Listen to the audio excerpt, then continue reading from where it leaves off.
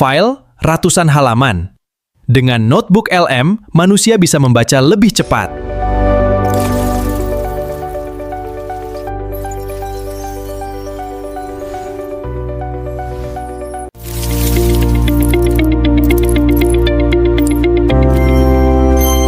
Pedoman MPLS ini berjumlah 98 halaman. Pertanyaannya, apakah semua guru sempat membacanya sampai selesai ketika dokumen seperti ini dibagikan melalui grup sekolah?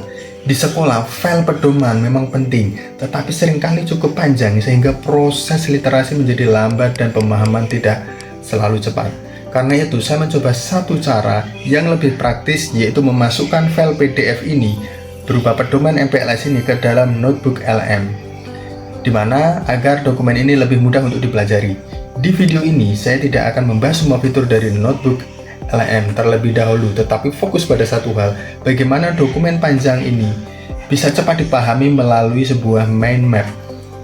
Dan dari hasil mind map tersebut kita bisa melihat gambaran dari pedoman cabang-cabang penting serta struktur utama dokumen sebelum membaca bagian-bagian detailnya.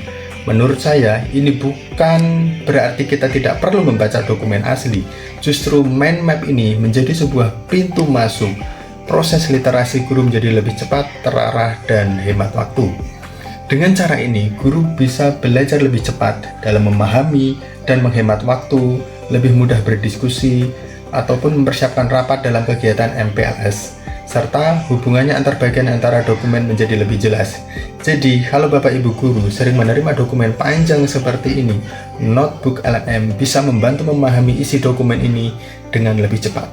Mind map membantu membaca lebih cepat, bukan menggantikan dokumen.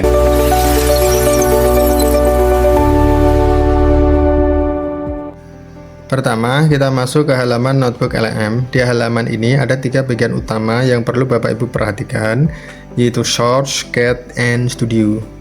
Di bagian Source, kita memasukkan sumber belajar yang ingin dianalisis.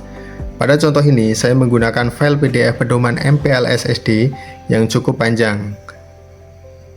Setelah file berhasil diunggah, notebook LM akan membaca dokumen tersebut dan menampilkan informasi awal di bagian chat. Nah, di bagian chat ini, yang di bagian tengah, kita mulai bisa melihat ringkasan awal dari dokumen. Jadi, sebelum membaca seluruh isi file, kita sudah mendapat gambaran umum tentang pedoman tersebut. Selanjutnya, kita lihat bagian paling kanan, yaitu Studio. Di sini ada beberapa fitur yang bisa digunakan, seperti audio, video, flashcard, quiz, dan juga mind map. Karena tujuan kali ini adalah memahami isi dokumen dengan lebih cepat, maka saya memilih fitur mind map. Setelah tombol mind map dipilih, notebook LM akan mulai memproses dokumen. Kita tunggu beberapa saat sampai prosesnya selesai. Lamanya proses bisa berbeda-beda, tergantung ukuran file dan koneksi internet. Setelah selesai, hasil mind map akan muncul. Disinilah bagian menariknya. Dari dokumen MPLS yang panjang 90 halaman itu, langsung mendapatkan peta konsep yang lebih mudah dibaca. Lalu, kita bisa klik dari tiap cabang untuk melihat bagian-bagian yang lebih rinci. Misalnya di sini terlihat beberapa bagian yang sangat penting seperti ketentuan umum, sosialisasi, dan deteksi gini. Materi pokok pelaksanaan, agenda harian MPLS, serta evaluasi.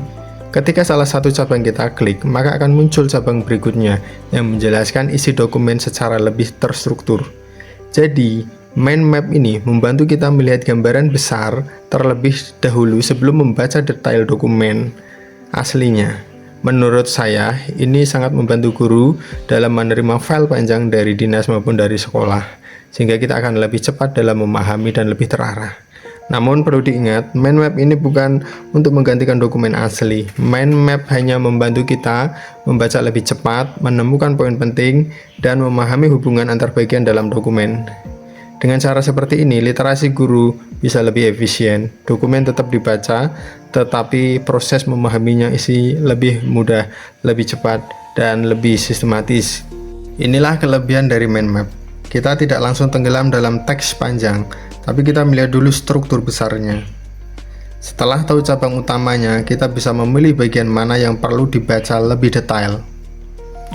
Dari sinilah kita bisa melihat bahwa AI bukan menggantikan tugas guru membaca dokumen, tetapi membantu guru memahami isi dokumen dengan lebih cepat.